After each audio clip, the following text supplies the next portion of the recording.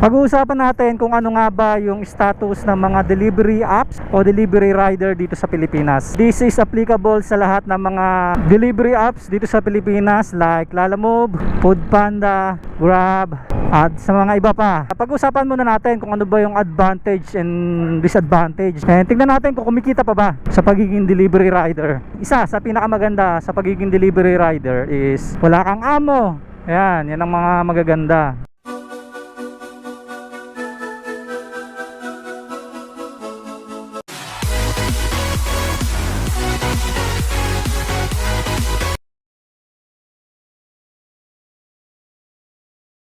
Good day mga kabiwan moto, and welcome na naman po sa ating panibagong vlog. Kung bago kayo sa channel ko, please like, share, comment, and subscribe. Pakihit na rin po yung notification bell para updated kayo every time mag-upload tayo ng video. For today's vlog is pag-uusapan natin kung ano nga ba yung status ng mga delivery apps o delivery rider dito sa Pilipinas. By the way, rider nga pala ako since 2019 kay Lalamove, and until now bumabiyahe pa rin tayo pero part-time na lang. And this is applicable sa lahat ng mga delivery apps dito sa Pilipinas like Lalamove, Foodpanda, Grab, at sa mga iba pa. Sama na natin yung mga MC taxi kasi ngayon sikat na yung mga MC taxi natin eh. Applicable naman siya in general regarding sa pag-uusapan natin. Syempre bago ang lahat, pag-uusapan muna natin kung ano ba yung advantage and disadvantage, o ano yung advantage na lang muna ng pagiging delivery rider. And tingnan natin kung kumikita pa ba sa pagiging delivery rider gamit yung mga delivery apps natin. Isa sa pinakamaganda sa pagiging delivery rider is freelance ka. So ibig sabihin, wala kang amo, hawak mo oras mo, and anytime na gusto mong bumiyahe, babiyahe ka. Yun yung isa sa mga kagandahan sa pagiging delivery rider kasi hawak mo yung oras mo, anytime pwede kang umuwi, anytime pwede kang bumiyahe, wala kang amo. Yan ang mga magaganda sa pagiging delivery rider. Yan yung mga gusto nung mga rider natin. Ang sumunod is syempre maganda yung kitaan. Depende sa diskarte mo. And minsan makaka-above minimum ka half day pa lang. Minsan sobra-sobra pa, minsan doble. Depende sa diskarte ng rider yan. May mga cons yan. Unang-una syempre, dahil nga freelance tayo is wala tayo security of tenure. Ibig sabihin, hindi natin hawak kung hanggang kailan tayo kay delivery apps natin. If ever na magkaroon ng problema, pwede tayong mawala sa platform niya pag may biglang nangyaring hindi maganda. So hindi natin hawak yun. So wala tayong assurance kung hanggang kailan tayo sa pagdi-deliver natin using sa mga apps nila, dahil hindi naman tayo employed. And yung pagiging freelance natin minsan mga kabiwan mo to is nagagamit sa atin yan para parang inaalis yung karapatan natin na magreklamo dun sa kumpanya sa sistemang minsan hindi natin gusto, pero wala tayong magagawa kasi freelance tayo eh. So hindi natin hawak yun. So wala tayong karapatan doon.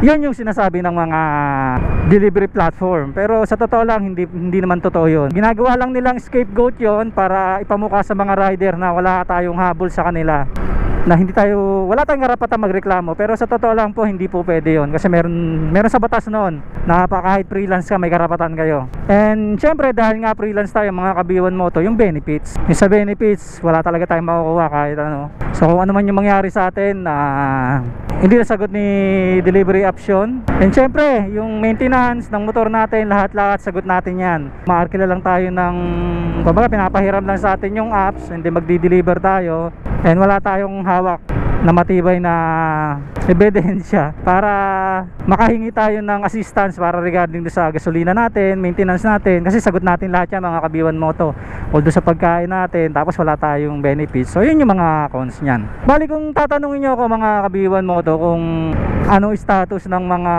delivery apps o delivery rider dito sa Pilipinas, sa ngayon po hindi na po talaga maganda. Although kaya pa naman kumita ng minimum, depende na lang sa diskarte ng rider, pero sa medyo mas mahabang oras na. Hindi katulad noon, so, minsan half day kaya mo kumita ng 1,000 yan. Kasi ang delivery apps kasi, ako 2019, pero may mga 2016 yata meron na mga delivery apps. Pero nung that time, konti pa lang yung mga delivery apps noon. Si Grab and Lalamove pa lang yung parang noon. And then si Foodpanda meron na rin, pero hindi pa ganun kakilala talaga yung delivery apps. Konti pa lang din yung mga rider nung panahon na yon. And then kasi sumikat lang naman talaga yung mga delivery apps na yan nung nag-pandemic na eh. Doon na boom yung mga delivery apps, lalo na pagdating sa food, yung Foodpanda, yung Grab. Kasi nga that time hindi nakakalabas yung mga ano. Pero sa ngayon, dahil nakakalabas na, normal na uli, medyo hindi na maganda ang kitaan. Una-una mga kabiwan mo to, dahil sa dami ng kompetisyon, sa daming delivery apps na dumating na, pati yung mga MC Taxi nagkaroon na rin tayo. So dahil sa competition, siyempre bumaba yung pair ng mga delivery apps. Hindi naman sa isang delivery apps lang po nangyari yan. Sa lahat po ng delivery apps dito sa Pilipinas is bumaba na po lahat yan. Dahil sa competition, naghahabulan sila ng rate para siyempre mapanatili nila yung mga customer nila at hindi mawala ng customer. Magbababa sila ng mga delivery rates nila, di ba? Kaysa mawala yung mga customer nila, doon sila magsasacrifice dahil sa part of marketing na rin nila yon, na may mga promo sila regarding sa mga delivery apps nila. And then sumunod is yung syempre sobrang dami na rin talaga ng mga delivery rider. Hindi nung panahon na yon, nung 2019, konti pa lang po talaga yung delivery rider. And then pagka may pumasok na booking, maaaring mapunta agad sa'yo. Pero mas sasabihin ko na mas dumami ngayon yung lalo na nung pandemic, sobrang dami talaga ng booking. Pero nung natapos na yung pandemic natin is nabawasan na, hindi na ganun kadami. Pero may mga booking pa rin naman. Pero dumami syempre din yung mga rider natin kasi marami silang napanood ng mga video regarding sa pagiging delivery rider is malaki ang kinikita. Oo, totoo naman po yun na malaki ang kinikita ng mga delivery rider natin. Pero noon po yun. Noon po kaya mo kumita ng 1,000 pataas. O depende sa sipag mo, within 8 hours, yan, kayang-kaya po yan. Ako na po nagsasabi sa inyo na kayang-kaya po yan. Araw-araw, kaya mo po kitain yan. Basta masipag ka lang, may tamang diskarte ka. Pero sa ngayon po, mga kabiwan mo to is bibihira na po mangyari yan. Oo, makukuha mo pa rin yung mga ganong katataas na rate o yung kita mo, pero hindi na po araw-araw. Siguro kikitain mo na lang siya ng minsan once a week na lang, depende sa araw, or pag may mga holiday, yan, dyan mo na lang po kikitain niya. Pero yung araw-araw po, hindi mo na po kikitain yung mga ganyang kalalaki. Kikita ka pa naman, oo, above minimum pa rin naman, pero dahil sa kung matagal ka ng delivery rider at nakasanayan mo yung ganong kita, talagang makikita mo na talagang kalahati, minsan sobra sa kalahati pa yung nabawas dun sa kita mo nung time na talagang maganda pa yung kitaan ng mga rider. Pero syempre ganun talaga, walang permanente, hindi natin hawak yung mga ganong sitwasyon. And dumami rin yung rider, dumami rin yung gustong kumita. Kaya may mga rider na yung iba nagbalikan na rin sa mga trabaho nila, yung iba ginawa na lang din part-time. Kasi ako po dati talaga full-time ako sa pagiging delivery rider dahil nga malaki ang kitaan noon. Pero sa ngayon, hindi na po. Ayan, nandito na naman tayo sa Metro Bank. Magwi-withdraw na naman po tayo. Ayan, kasi tayo mga kabiwan mo to is nakakuha tayo ng trabaho. Umalis tayo sa pagiging delivery rider. Nagdi-delivery tayo, na lang, part-time na lang. Pag may oras tayo, park muna tayo. Magwi-withdraw muna tayo. Yun, tapos na tayong mag-withdraw mga kabiwan mo to. And tayo kasi, yun nga, gaya na sabi ko kanina, is freelance tayo. Freelance video editor tayo mga kabiwan mo to sa isang international client. So, may mga kliyente ako international na ako nag-edit ng mga video nila sa mga social media nila. So yun yung trabaho ko ngayon. So yung pagiging delivery rider sa ngayon is part-time na lang. Bihirang-bihira na ako mag-deliver.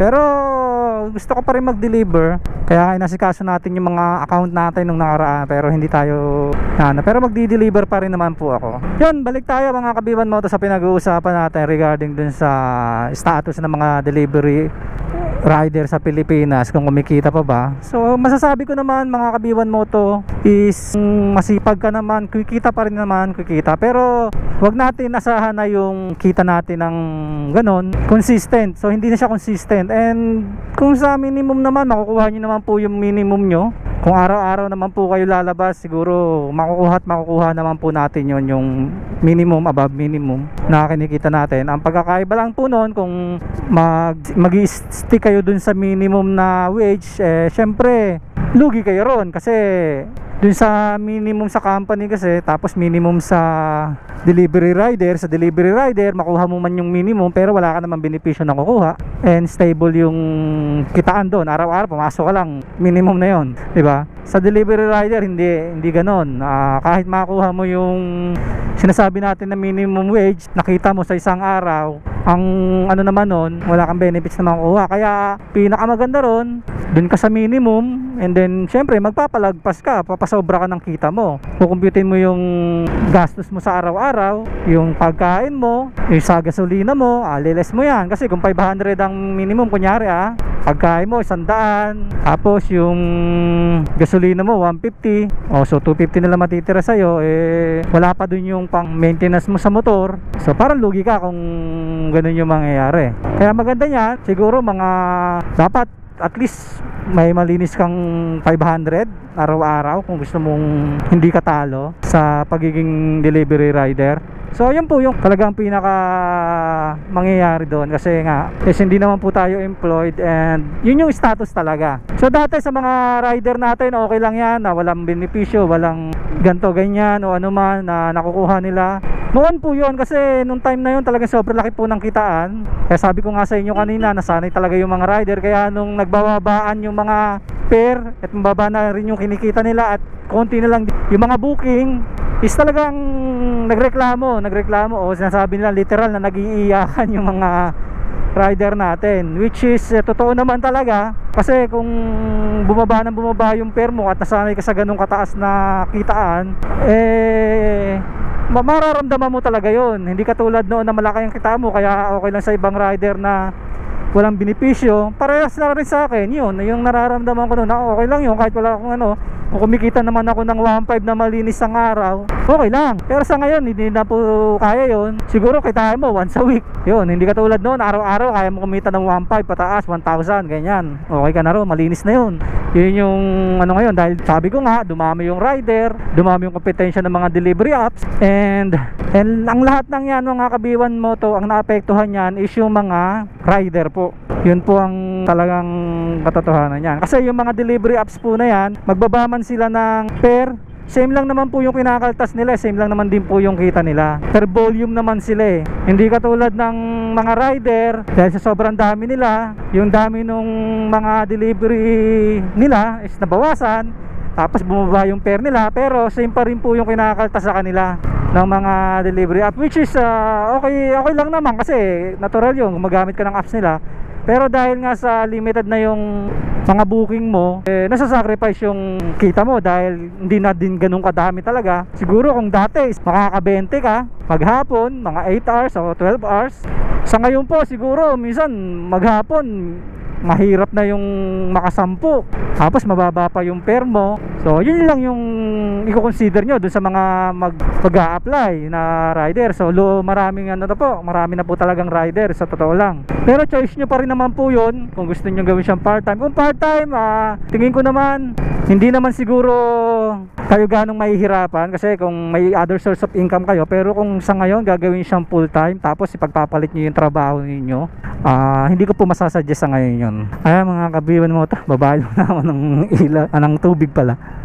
Dati po kasi mga kabiwan mo to, yung mga rider na nawalan ng trabaho dahil nga nag-pandemic, so naglipatan sila sa pagiging delivery rider. And then yung mga ibang empleyado na may full-time job, dahil nga sa maganda talaga ang kitaan, basta may motor ka, naengganyo sila. So totoo naman na malaki ang kitaan sa mga delivery apps noon, and consistent. Pero sa ngayon po, hindi ko talaga po maisasuggest yan, hindi ko may recommend yan. So disclaimer po, hindi ko po sinasabi to dahil sinisiraan ko o dinidiscourage ko yung mga rider natin na gusto mag-apply sa mga delivery apps. Dahil ako po is malaki po ang pakinabang ko, malaki mo na po ang kinita ko sa pagiging delivery rider natin. And gusto ko pagiging delivery rider kasi nga hawak mo yung oras mo, wala kang amo, so may kalayaan ka.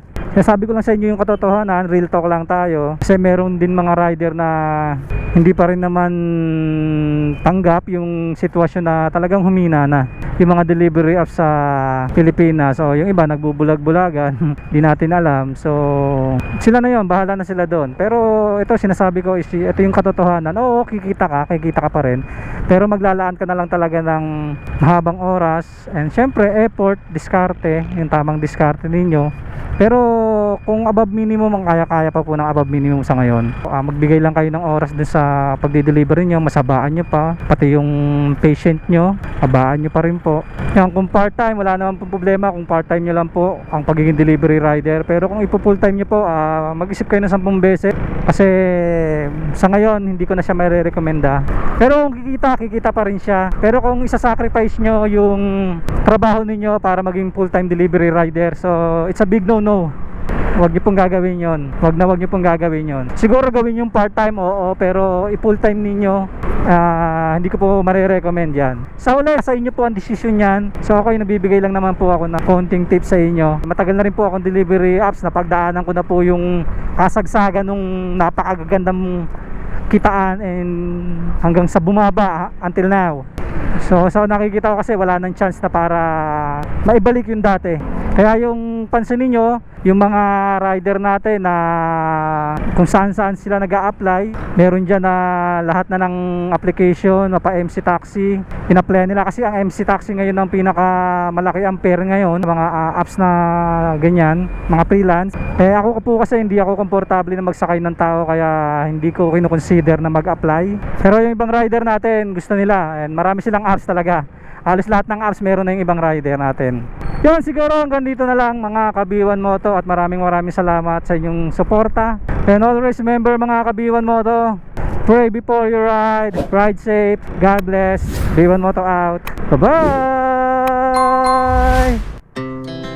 Our hearts beat to the city streets, we began to feel the fire.